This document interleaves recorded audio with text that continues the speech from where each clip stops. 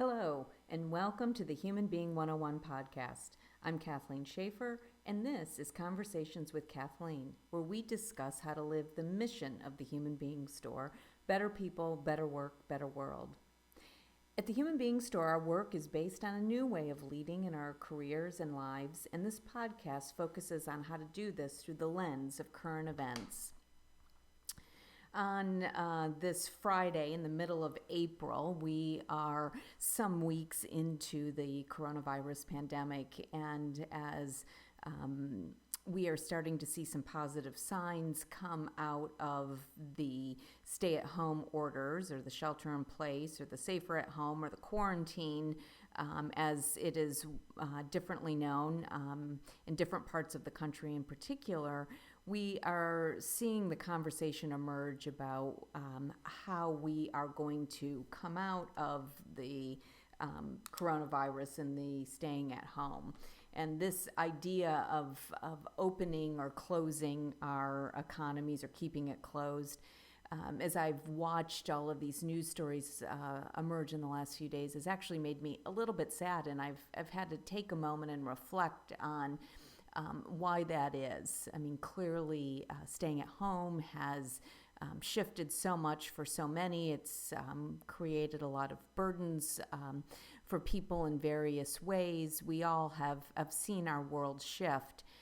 And I realized in taking that step back in that moment about why it felt sad to me that we were having this conversation is because from the leadership perspective that I look at it, and about how we do reorient and transition into a world that allows people to lead, to be at their best, and to create societies that are fully functioning, is that it feels as if we haven't fully learned that lesson yet, that in this race to go back, quote unquote, and get things, quote unquote, back open, that we are looking at a world that was and wanting to bring it forward, rather than seeing the opportunity that this pause and this shift and this transition has offered us as a way to reflect on how we can make things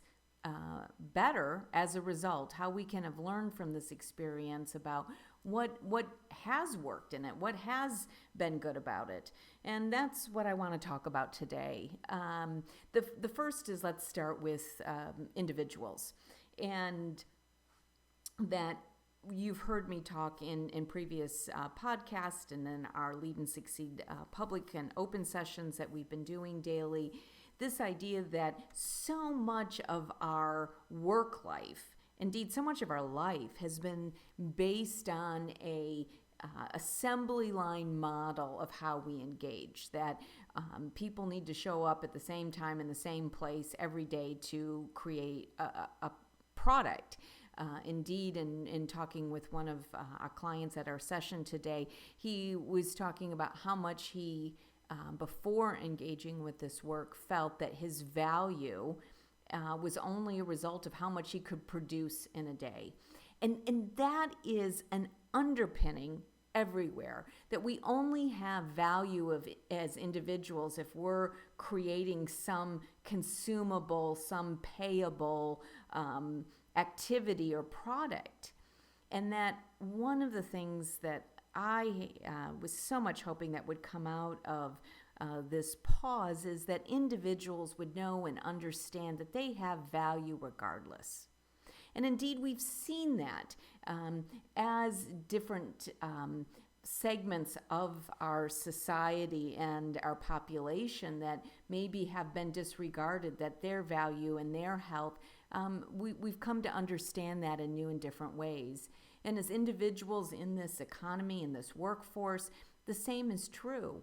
We all have a value regardless of what number somebody puts on this, in terms of what we earn, or a title or a position that is given to us. And it's really about where we're holding our power. Is our power in who we are and what we have to offer in the world? Or do we only have value if, again, we're out earning money, generally more value for somebody else other than ourselves? The second part of the challenge here, or the reason that I've been a little sad about this idea of rushing to open is that, again, in terms of going and looking back, there is a nod to the fact that there will be some social distancing practices, that people will be wearing masks and gloves, and we haven't really reimagined the possibility of what our organizations, our workplaces, our schools, all kinds of institutions can look like that maybe could be better. Again, do we all need to show up at the same time, in the same place, in the same way, to do the same thing all the time? There are advantages and good things that have come out of this pause. We've seen the incredible way that the environment hasn't been under kind of our assault from pollution.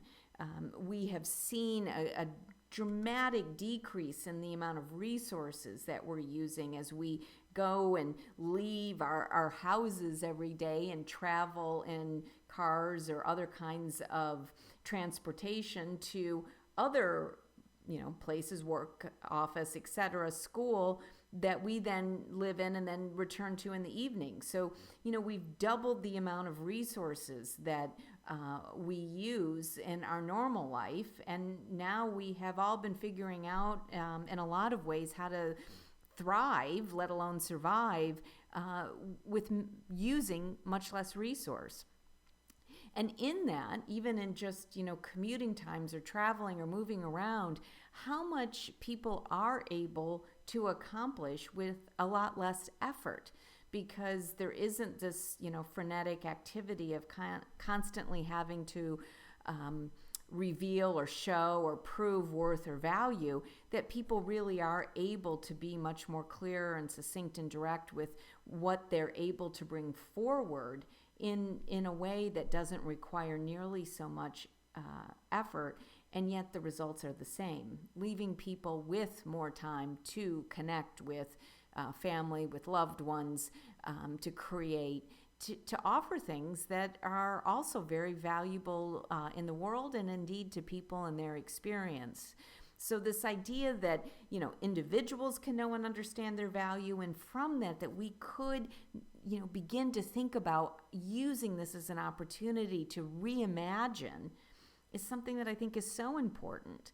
And that really leads to the last reason that I feel like there is still more to get out of this experience is that none of these institutions and organizations that we seem so needing and necessary to get back to were operating in ways that people were all that excited about. I mean, there was constant criticism about our education system and its failings. There were lots of complaints about our healthcare system and the way it was or wasn't working.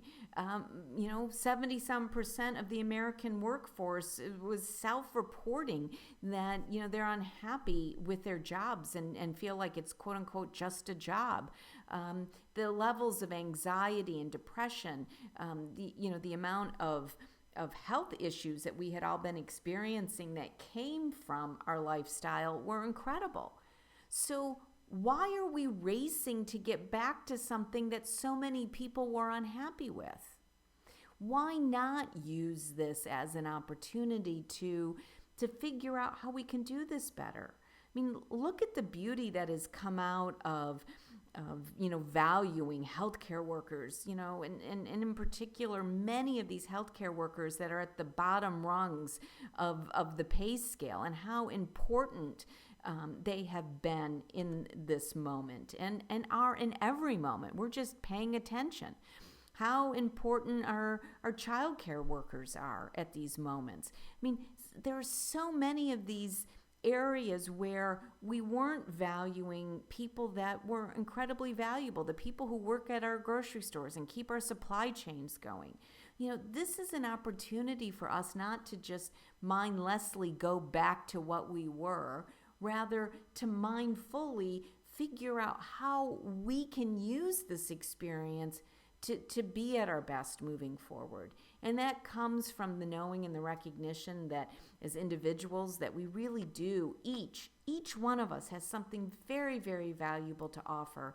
And that in our society and in our economy moving forward, that if we're not able to understand and recognize and use people's values, we're leaving important resources off the table. That it is time, given that we stop trying to fit all of our organizations into this assembly line, industrial era model. It is time that we develop organizations that are human being based, that take into account, not only how we physically are in the world, also how we are able to express the best of ourselves in a way that is fulfilling and satisfying. And, most of these organizations, schools, healthcare, work organizations, they all have left people feeling very drained, stressed, and unfulfilled in their engagement in these organizations, which then leads us, of course, to how we are as a society and how we organize in a way to celebrate the best of ourselves and bring that forward to create something better rather than asking people to show up and simply be a cog in an assembly line wheel. So what am I going to suggest as the call to action on this is that as we watch these conversations unfold, as we talk about quote unquote going back, take a moment and reflect on how you might like to see something different for yourself, for those that you love and are living with, how they're maybe experiencing a lot of this now that they've settled into this pause in a way to look at their life differently moving forward, and to begin to envision what can be improved upon. Isn't it nice that so many people are now sitting down to home-cooked meals and actually sharing and engaging with the people with whom they love and are living? Isn't it amazing that we have more time to engage in creative activity that is going to lead to a burst of entrepreneurial activity that will be in service to other people? Aren't there ways to begin looking and valuing the people in our communities that were invisible to us in new ways? I mean, that's what I'm calling you forward here today is to root in and connect to you and your leadership and how you can express that in new ways and inspire that greater expression in others. Again, I'm Kathleen Schaefer. I am the founder of the Human Being Store. We offer open membership sessions on leading and succeeding throughout the week. If you are interested in attending one, please reach out to us at hello@Human Being Store or visit our website where you can find all kinds of information and resources about how you can lead and succeed now and in the future. I appreciate your listening and look forward to talking with you next week.